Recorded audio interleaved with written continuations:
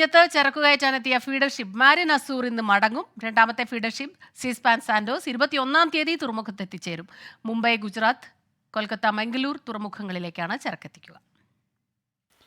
വിഴിഞ്ഞത്ത് ആദ്യമെത്തിയ mothership San Fernando മടങ്ങിയതിന് പിന്നാലെയാണ് തിങ്കളാഴ്ച ഉച്ചയ്ക്ക് മാരിൻ അസൂർ തുറമുഖത്തടുത്തത്.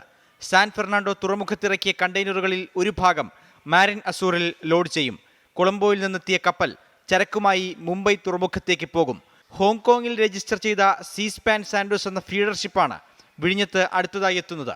തുറമുഖത്തിന് അവശേഷിക്കുന്ന കണ്ടെയ്നറുകൾ ഗുജറാത്ത്, കൊൽക്കത്ത തുടങ്ങിയ തുറമുഖങ്ങളിൽ എത്തിക്കും.